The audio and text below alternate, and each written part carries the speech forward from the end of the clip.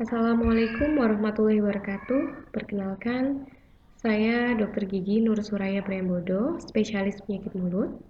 Saya merupakan dosen Fakultas Kedokteran Gigi Universitas Hang Tuah di bidang ilmu penyakit mulut. Saya juga sebagai Kepala Laboratorium Ilmu Penyakit Mulut. Saya bergabung di Fakultas Kedokteran Gigi Universitas Hang Tuah sejak 2019. Melalui video ini, saya akan menyampaikan unsur Tridharma Perguruan Tinggi yang telah saya jalani. Dalam melaksanakan proses belajar mengajar, saya menggunakan metode DIA, yaitu Delivery, Interaction, dan Assessment. Adapun metode delivery meliputi deskripsi mata kuliah, capaian pembelajaran mata kuliah, materi pembelajaran, dan sistem pembelajaran. Interaction meliputi metode pembelajaran dan media pembelajaran. Sedangkan assessment meliputi sistem pembelajaran. Oke, berikutnya saya sendiri mengampu di mata kuliah akademik dan profesi. Sebagai contoh, saya akan menjelaskan salah satu mata kuliah yang saya ampu di profesi, yaitu mata kuliah klinik penyakit mulut 1.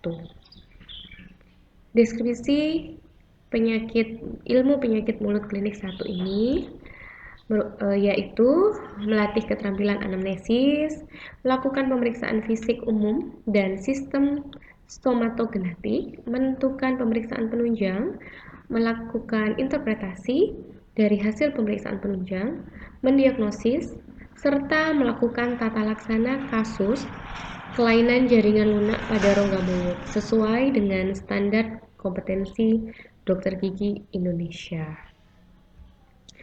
Adapun CPMK dari klinik ilmu penyakit mulut 1 ini yang pertama, mampu memahami dan terampil melakukan anamnesis, melakukan pemeriksaan fisik umum dan sistem stomatogenetik dalam pemeriksaan objektif meliputi ekstraoral dan intraoral, mampu melakukan pemeriksaan atau identifikasi varian normal rongga mulut atau juga disebut dengan lesi non terapi, mampu melakukan interpretasi hasil pemeriksaan penunjang, mampu melakukan keterampilan prosedural dengan melakukan penegakan diagnosis, melakukan diagnosis banding, mampu melakukan penetapan prognosis dan rencana perawatan.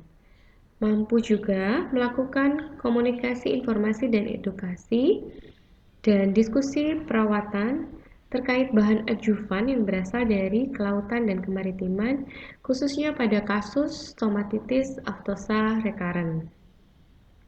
Pada CPMK yang kedua, mampu memahami dan terampil melakukan anamnesis, melakukan pemeriksaan fisik umum dan sistem stomatogenetik yang meliputi pemeriksaan objektif, yaitu ekstraoral dan intraoral, melakukan pemeriksaan atau identifikasi varian normal atau lesi non-terapi, dan melakukan interpretasi hasil pemeriksaan penunjang, melakukan keterampilan prosedural atau prosedur diagnosis dengan penetapan atau penegakan diagnosis, melakukan diagnosis banding atau menentukan diagnosis banding, mampu melakukan atau menetapkan prognosis dan rencana perawatan, mampu melakukan komunikasi, informasi, dan edukasi pada kasus traumatik ulcer. Pada CPMK yang ketiga, mampu memahami dan terampil melakukan anamnesis, melakukan pemeriksaan fisik umum dan sistem stomatogenetik dalam pemeriksaan objektif, meliputi ekstraoral dan intraoral, mampu melakukan pemeriksaan atau identifikasi varian normal atau disebut juga lesi non terapi, melakukan interpretasi hasil pemeriksaan penunjang, melakukan keterampilan prosedural diagnosis dengan menetapkan diagnosis banding, dan menetapkan prognosis, lalu juga membuat rencana perawatan. Lalu juga melakukan KIE, yaitu komunikasi, informasi, dan edukasi, khususnya pada kasus colitis. Untuk CPMK yang keempat, mampu memahami dan melakukan tata laksana perawatan inisial pada kasus ulceratif dan non-ulceratif. Yang kelima, mampu memahami dan melakukan tahapan prosedural perawatan pasien yang akan dinilai dengan ujian DOPS. Oke. Berikutnya adalah mata kuliah. Jadi mata kuliah ini adalah mata kuliah Ilmu Penyakit Mulut 1 yang merupakan salah satu mata kuliah profesi kedokteran gigi yang melakukan keterampilan atau melatih keterampilan prosedur diagnosis, yaitu menegakkan diagnosis dengan melakukan pemeriksaan ekstraoral, intraoral, pemeriksaan subjektif, dan melakukan tata laksana kasus pada kasus-kasus kelainan jaringan lunak rongga mulut sesuai dengan standar kompetensi dokter gigi Indonesia. Materi pembelajarannya pada klinik ilmu penyakit 1 ini, yang pertama melakukan penegakan diagnosis dan tata laksana pada kasus stomatitis Aphthous recurrens. Lalu penegakan diagnosis dan tata laksana pada kasus traumatic ulcer. Lalu penetapan diagnosis dan tata laksana pada kasus colitis. Yang keempat, penetapan diagnosis dan tata laksana lesi ulceratif dan non-ulceratif.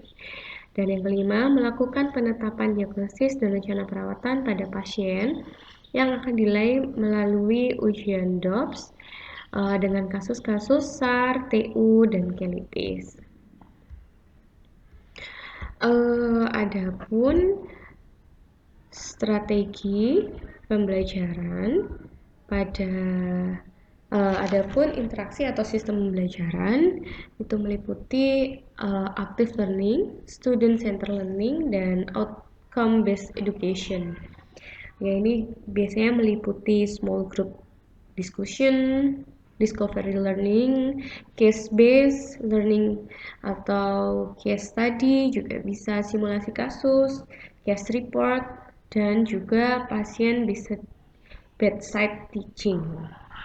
Media yang kami gunakan pada ilmu penyakit mulut 1 klinik ini, kita penata laksanaan pasien offline, jadi yang disupervisi oleh DPJP. Dan juga kita memberikan video pembelajaran dan PPT materi yang akan dilakukan oleh peserta didik. Dan juga ada medianya berupa kasus-kasus simulasi. Asesmen di sini adalah bentuk OSJ. Biasanya kami berikan pada kasus-kasus yang jarang atau kasus-kasus yang susah didapatkan, kita menggunakan OSJ. Lalu yang berikutnya adalah mini CX atau DOPS. Jadi merupakan metode penelitian langsung terhadap kemampuan klinis peserta didik. Jadi kami langsung menilai saat peserta didik melakukan tata laksana. Dan yang terakhir adalah ujian profesi. Ujian profesi dilakukan di akhir dari stase, ujian akhir, ujian stase IPM yang terakhir dengan ujian ini berbasis kasus klinik. Baik, sebagai bentuk nyata untuk unjuk kerja unsur Tridharma Perguruan Tinggi, kami tuangkan dalam video berikut. Selamat menyaksikan. Berdoa dipersilakan.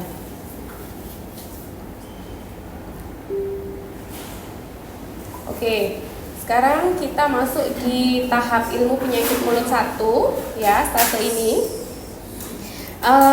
Di sini akan lebih mendalami tentang macam-macam gambaran normal di rongga mulut. Masih ingat mungkin sebelumnya? Bisa belajar? Ya, saya mulai dulu. Nah, kenapa sih kita harus tahu tentang variasi normal di rongga mulut ini? Kenapa?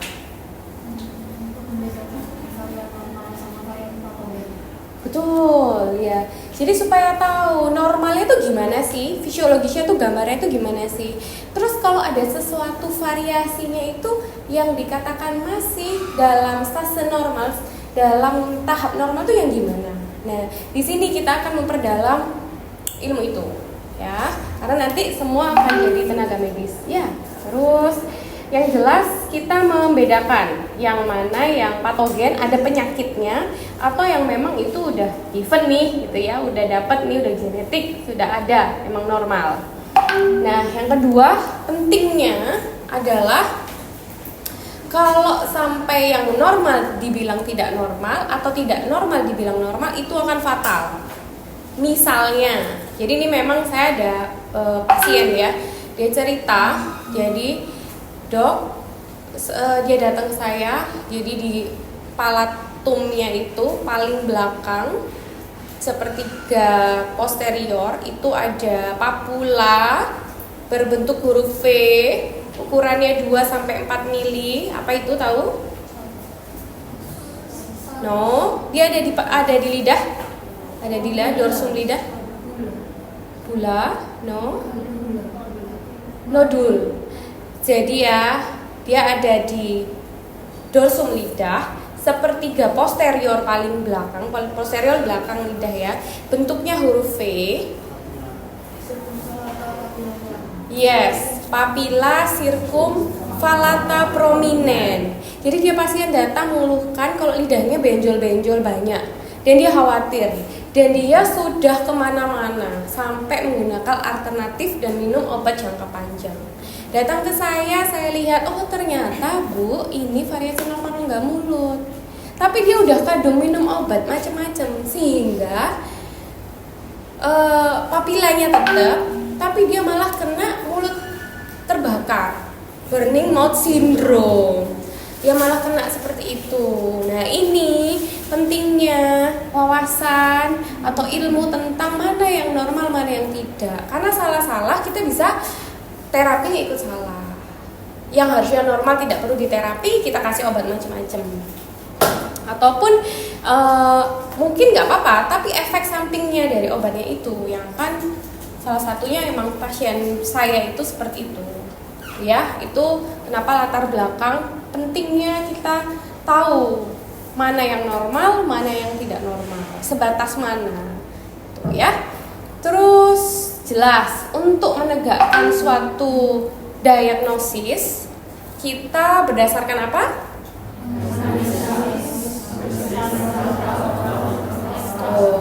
Jadi anamnesis, tanya jawab, anamnesis ya, dengan pasien yang terstruktur, dan melihat pemeriksaan intraoral dan ekstraoral. Salah satunya adalah gambaran klinis, gambaran yang ada di rongga mulut. Nah, di sini kita memperdalam. Kalau anamnesis kita bisa langsung tanya jawab ke pasiennya ya. Tapi kalau gambaran klinis itu kita harus belajar mana yang normal, mana yang ini something variasi normal atau memang patogen atau penyakit. Jadi normal, memang variasi normal, dan atau dia patogen atau penyakit. Ini yang harus kita kuasai. Sehingga kalau memang diagnosis kita tepat, pasti terapi kita tepat. Ya, percaya. Diagnosis kita tepat, pasti terapi kita tepat. Oke? Nah, lesi non terapi sendiri ini gambarannya banyak ya. Ada yang gambarannya merah, ada yang gambarannya putih, ada pun yang hiperpigmentasi. Jadi memang kalau lesi-lesi di rongga mulut ini saling bertumpang tindih. Misalnya ya, salah satunya geographic tongue. Dia lesi non terapi, tapi juga kita bisa sebut dia lesi sekunder merah putih, lesi merah putih. Jadi dia tumpang tindih. Jadi kita mau melihat dia di sudut mana. Oke, sampai sejauh ini sebelum saya masuk slide berikutnya, apa ada pertanyaan? Atau saya yang tanya? Oke, langsung aja ya, saya lanjutkan. Nah, Ini yang selintas kemarin saya sudah sampaikan di kelompok kemarin ya, deskripsi lesi. Kalau untuk mendeskripsikan lesi jelas ada lokasi, nama lesi yang primer sekunder kemarin, oke.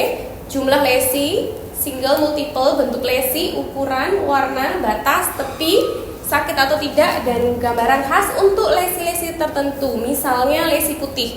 Lesi putih boleh kita bilang itu bisa dikerok, bisa disuai, bisa hilang atau tidak. Tapi jangan sampai ngomong ulcer itu bisa dikerok atau tidak. Bisa bayangkan ulcer? Ya, oke, itu nggak mungkin. Jangan sampai kalian kerok ya, sakit pasti nggak mungkin. Terus ada juga salah satunya namanya indurasi. Biasanya kita gunakan kalau kondisi gambarannya itu adalah keganasan. Misalnya ulcer yang ganas gitu, emang ada suatu keganasan, itu ada indurasi. Jadi ulcernya agak meninggi di daerah tepinya. Indurasi ya. Oke, selanjutnya ini dari kemarin ya, lesi primer, lesi sekunder, makula, papula, plak, nodula, vesikula, bula, pustula, keratosis, Wills. Contohnya bula. Bisa kita lihat pada penyakit apa? Bula.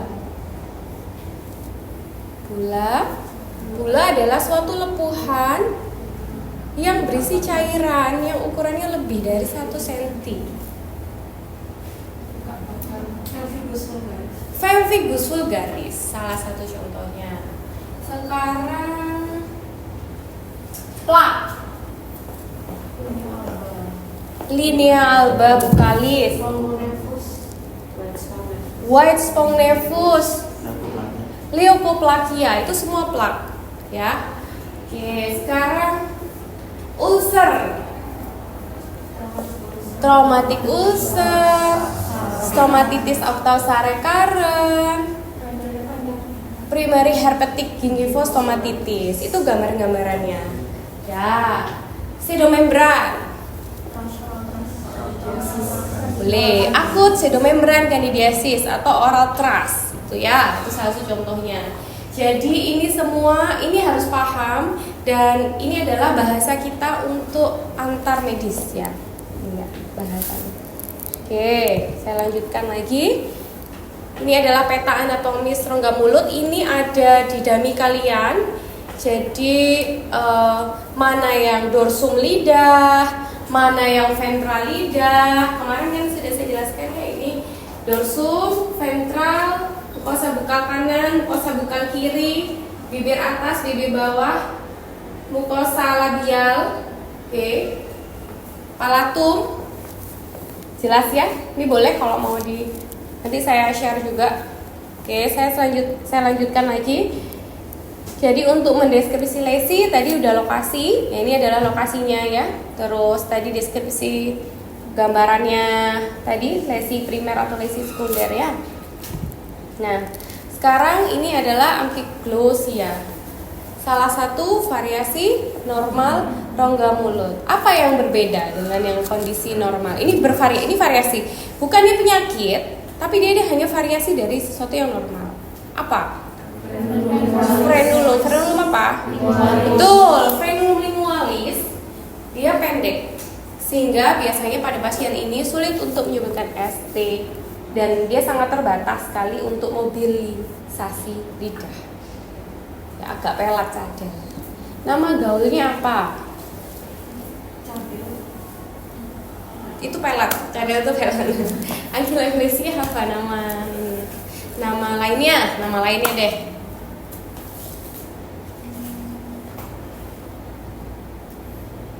Tahu? Tangtai. Oh, akhirnya kenal juga ya. Oke, sip. Lanjut lagi, ini bifitang.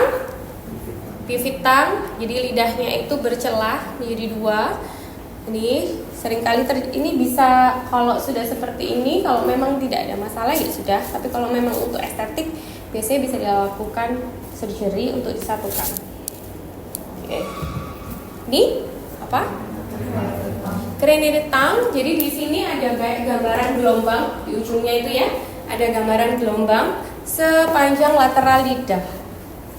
Itu namanya scallop tongue. Oke. Nah ini geographic tongue, seperti pulau-pulau. Jadi ada lesi merah, ada lesi putih juga, dan berpindah-pindah. Biasanya ada sensasi rasa perih ketika dia makan makanan yang panas, pedas, dan terlalu berbumbu. Karena papilanya tidak sama. Papilanya kan dia tumbuh tidak sama. Ya. Ini geographic tongue. Berikutnya fissure tongue di lidah ya. Jadi adanya celah-celah pada lidah banyak. Ini fissure tongue. Biasanya seiring waktu dia banyak terjadi pada usia semakin tua semakin banyak. Biasanya itu gitu. Berikutnya coated tongue. Coated tongue adalah lapisan pseudomembran pada dorsum lidah. Dia yang bisa dikerok. Bisa. Dia bisa dikerok, bisa dibersihkan. Ada yang punya coated tongue? Ada yang punya coated tongue? Nanti dicek ya, temennya dilihat, dibersihkan enggak, disikat enggak ya lidahnya itu. Oke, ini tidak ada masalah sih, tapi kalau dibiarkan bisa jadi bau mulut ya. Terus juga semakin lama semakin menebal. Kalau ini terus dibiarkan akan menjadi patogen lama-lama. Ya, jadi harus dibersihkan. Apa alat untuk membersihkan itu? Ya, tongue scraper. Oke. Ini dia yang tadi saya ceritakan dari latar. Oke, assalamualaikum warahmatullahi wabarakatuh. Selamat pagi. Saya Dr. Gigi Nur Suraya Priyambodo, salah satu pengampu dari mata kuliah ini, ilmu penyakit mulut 2, yang hari ini akan diselenggarakan laporan kasus yang telah dikelola pasien oleh Dr. Bunda Alvin, yang nanti akan dipresentasikan tentang kasusnya. Oke, berikut langsung aja Dr. Gigi Bunda Alvin, silahkan dipresentasikan. Assalamualaikum warahmatullahi wabarakatuh. Selamat pagi rekan-rekan sekalian, masih selamat siang dokter. Untuk siang hari ini, untuk siang hari ini saya akan mempresentasikan soka saya mengenai jellyfish. Jadi untuk jellyfish saya itu saya mengerjakan pasien dengan nama Azril Firmansyah, jenis kelamin Arab Saudi, usianya 7 tahun, dengan namanya kapsul bersajuk di nomor 6, dengan beratnya 21 kg, tinggi badannya 190 cm. Untuk pekerjaannya siswa SD, suku bangsanya Madura, dan untuk status perkawinan menikah. Untuk kunjungan pertama dilakukan di tanggal 13 Juli 2025, dan sebenarnya pasien laki-laki usia 7 tahun datang dengan orang tua pasien ke RSCM Nalosada dengan keluhan bibir kering pada bibir atas dan bawah sejak seminggu yang lalu dan tidak terasa sakit. Orang tua pasien mengaku bahwa anaknya memainkan bibirnya yang kering hingga berdarah. Kemudian 1 hari yang lalu, pasien mengalami demam dan bibir pasien membengkak saat setelah mengkonsumsi telur. Orang tua pasien sudah memberikan salep dan stabil untuk mengurangi keluhan dari pasien. Berikut dari objeknya. Untuk objeknya, kita lihat Oke, tema multifokus itu sendiri apa sih? Tema multifokus. penyerahan. Kenapa sih kok bisa terjadi suatu yang tema multifokus?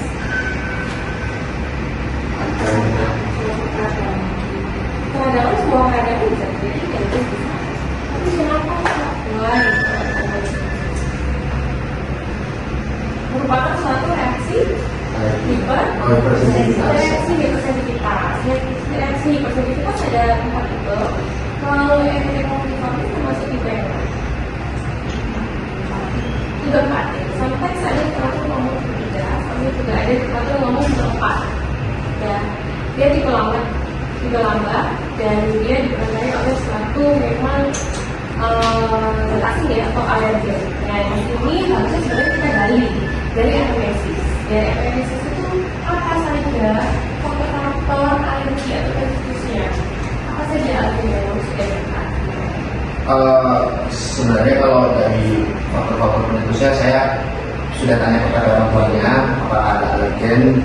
Kemungkinan dari ibunya sendiri kurang membuka gitu. Jadi tidak memberikan semua, cuman pada akhirnya yang bilang Ya, saya tanyakan ini bisa bertanya kapan kok saya waktu itu sudah kasih telur. Nah dari itu saya mungkin bisa tarik dari besok bahwasanya ada ini ada alergen terhadap virus seperti itu. Jadi sebenarnya yang kita sini luas juga ya. Saya kali juga obat-obatan. Ini bisa tumpang tinggi sebenarnya. Jadinya banyak sekali. Jadi selain eksperimen, dia juga bisa eksperimen juga. Ada demam juga ada. Demam sehari setelah yang OPEC ada demam. Ada tapi setelahnya. Ya. Jadi bisa diarrhea, bisa ada kejang, bisa juga hypersensitif. Dan itu semua kalau misalnya kamu melakukan gangguan diagnosis, memang satu-satu harus ditanyakan dengan mulai dari mana penyebabnya.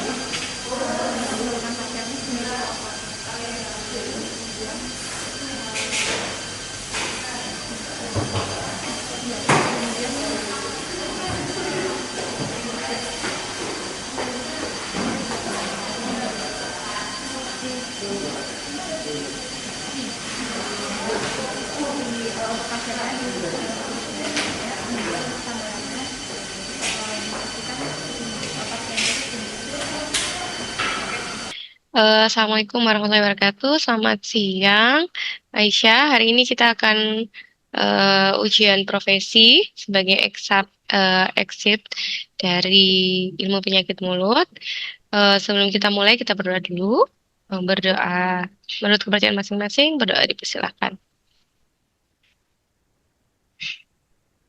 Berdoa selesai. Udah siap ya, Aisyah ya? Udah siap ya? Oke, sebentar. Oke, saya share. Apa sudah kelihatan? Sudah tampak, dokter. Ya, oke, sudah tampak. Silakan dibaca soalnya 2 menit. Setelah itu kita tanya jawab ya. Boleh? Untuk dijawab. Ya, silakan. Soal nomor 1. Untuk menjawab soal nomor 1, dokter. Untuk diagnosisnya, menurut saya SAR tipe herpetiform, dokter. Stomatitis recurrent tipe herpetiform, dokter. Kemudian untuk soal nomor 2. Ya.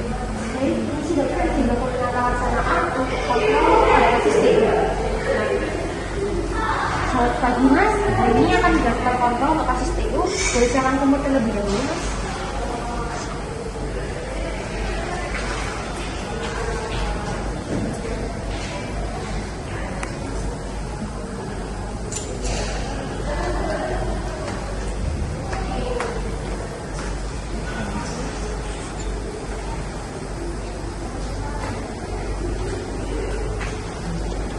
Permisi Mas.